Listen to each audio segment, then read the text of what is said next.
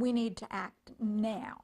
And there's some very important issues that people don't like to talk about. From health experts to law enforcement. Mental illness by far outweighs gun control, in my opinion. All agree mental illness is one of the major issues at the root of the recent violence from Sandy Hook to Virginia Tech.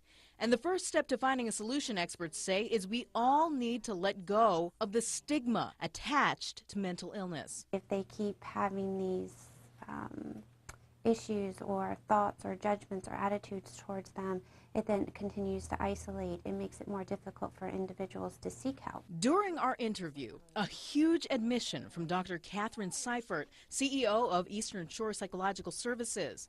She revealed she herself suffers from mental illness. I have depression. I have had depression my whole life.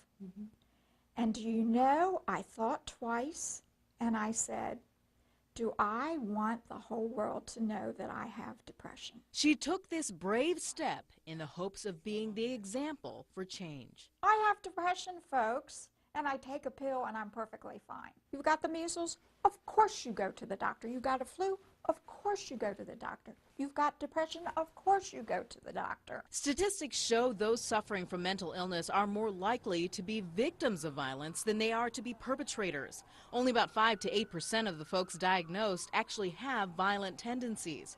Seifert specializes in identifying violent behavior in children and says this is often the result of abuse, neglect, or exposure to domestic violence within the home. If we're going to stop this, we have to identify people who need to have their resources built up and their problems reduced.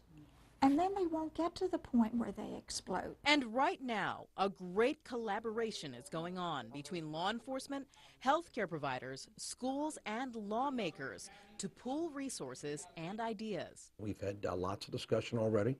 We've met more in the last 3 weeks than we probably have in the last 4 or 5 years.